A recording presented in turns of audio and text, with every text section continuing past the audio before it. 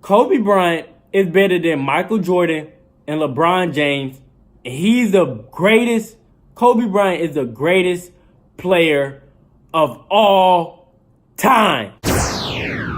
What's up, y'all? It's your boy RJ Powell. We're back with another video today, and today is gonna be my unpopular opinion, but it's the NBA edition. But before you do anything, please leave a like, comment, and subscribe. Subscribe to join the Powell family now for more NBA and basketball videos. And please comment down below what videos you want me to do next. Now let's get right into the list. But let me throw out a disclaimer right quick. I know let's put it this way. It's gonna be a lot of controversial stuff. So if you feel the need to voice your opinion, please do down in the comment section down below. I want to hear them. Let's get to the list. It's my unpopular opinions. It's the NBA edition. So let's get it popping like fireworks. Let's not waste any more time. Let's get it popping like fireworks.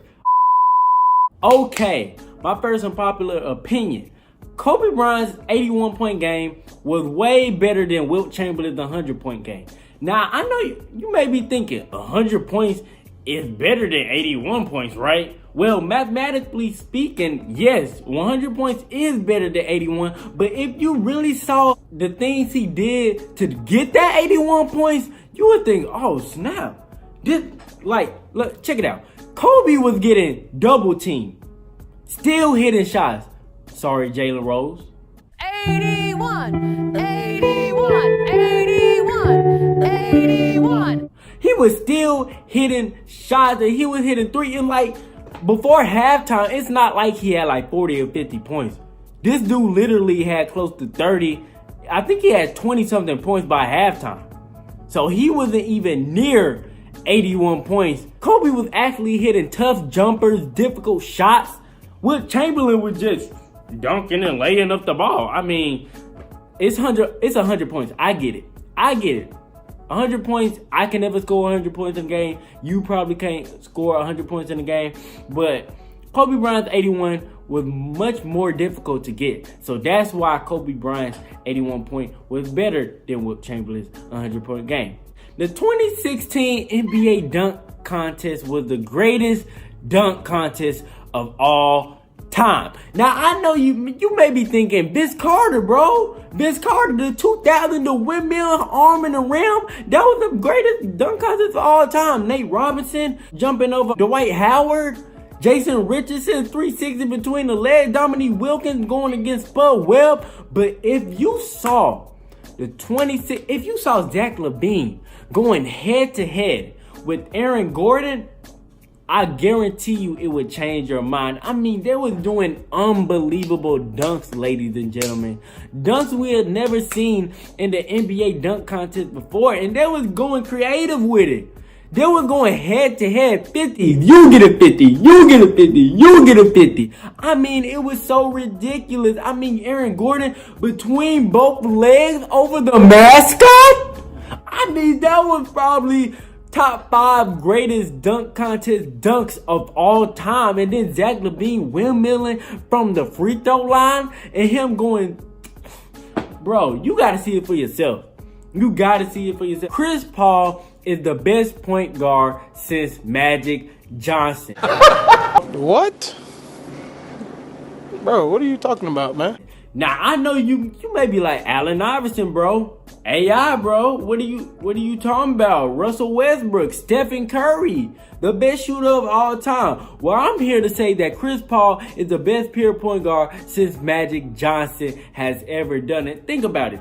Chris Paul, 6 foot floor general. He's another coach on the floor. He's an extension of the coach on the floor, and he's been doing it consistently throughout his whole career. Now, I feel bad for him because he has never gotten an NBA ring, and I think if he doesn't get a ring by the end of his career, he'll probably be the top NBA player to never get a ring. But Chris Paul is just one of those point guards. He does it night in and night out when he's healthy. And Chris Paul, He has passes upon passes. He could dime everybody in the building. I mean, he's throwing dimes to people in the stands, and he could score when he wants to. He could take over games, and at his size, Chris Paul is undeniably the best point guard since Magic Johnson. Don't at me. Put it in the comment section down below. The 2016 Golden State Warriors is the most overhyped, most overrated team of all time.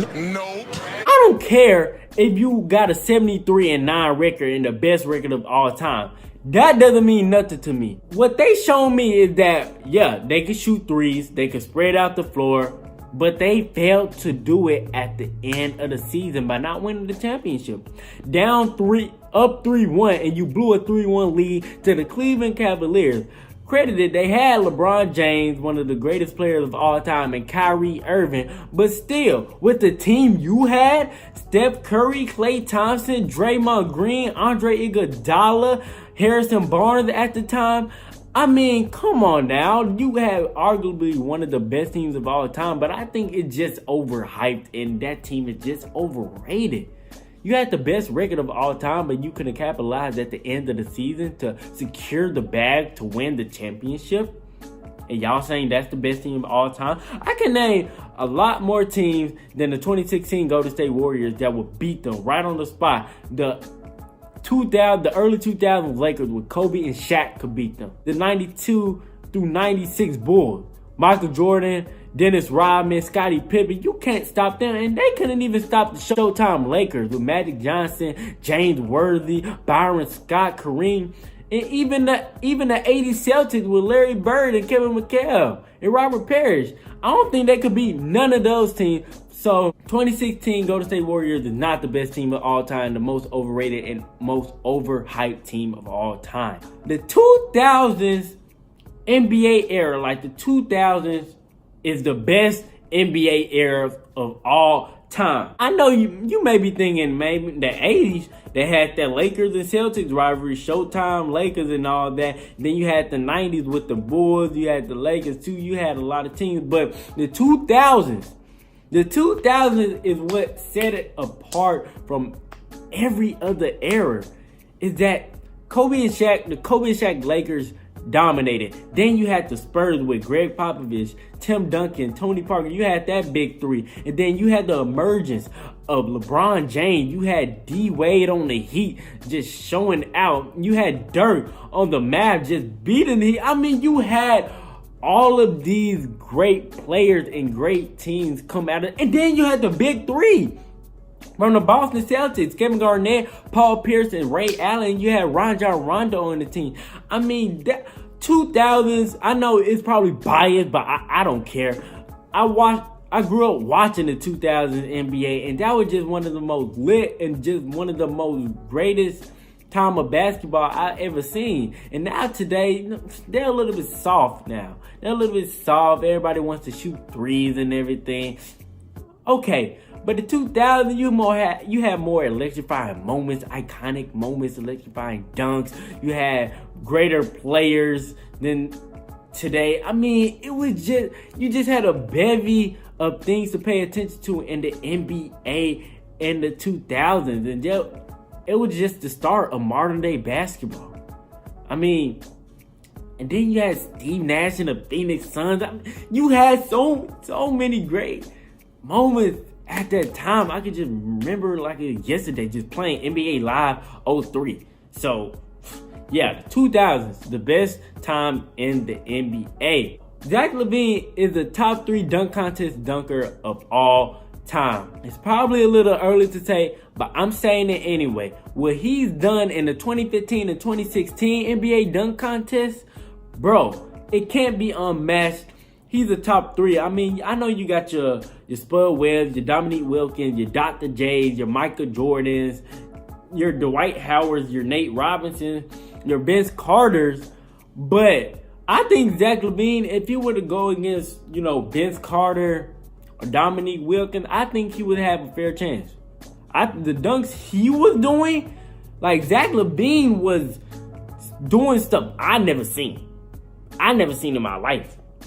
And he, oh my gosh, When they're all said and done, he's the top 3 dunk contest dunker of all time. Shaq is the best center of all time. Now, I know you may be thinking Kareem, bro, Wilt Chamberlain. Shaq is the most dominant and greatest center of all time. You can't just deny Shaq. Shaq was just probably the best physical specimen we ever had in the league. I mean, he was breaking backboards by the age of 13, and he was just dominated anybody that he saw in the paint. Like Yao Ming was getting dominated. He's 7'6", 7'7".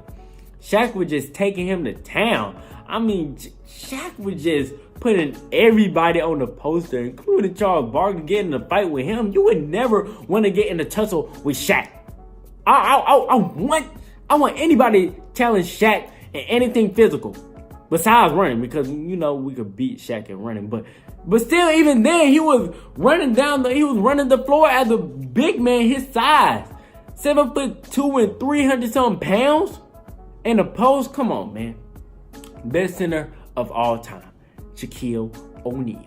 Steve Nash had the most overrated MVP seasons of all time. Now, I know you may be thinking, Steve Nash at the time, he was great. He was great, man. He deserved them. Well, no, you had this man named Kobe Bean Bryant. He averaged 36 points per game, and he didn't win. He got robbed, and he didn't get the MVP, but yet you give it to a man that averaged 18, 15 points per game and like 10 or 11 assists. That's an MVP season? Steve Nash, he's a legend, but he had the most overrated MVP seasons of all time. This one is going to tick off a lot of LeBron fans. Going to tick them off. But I don't care. I'm saying it anyway. LeBron James is barely a top 3, maybe even barely a top 5 player in the NBA of all time. You tripping, bro. You tripping. You may be thinking LeBron James is the greatest player of all time. No, he's not. You have folks like Kobe, Michael Jordan.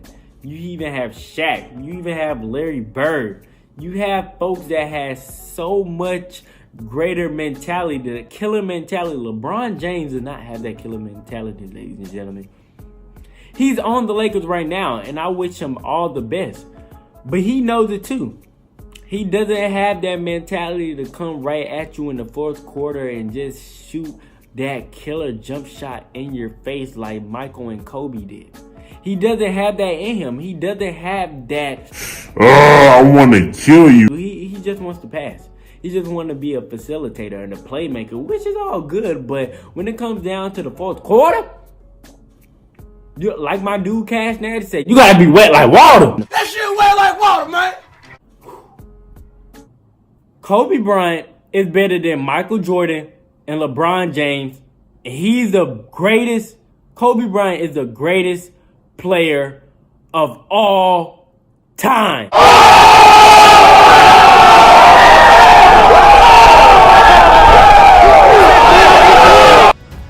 Yes, I said it.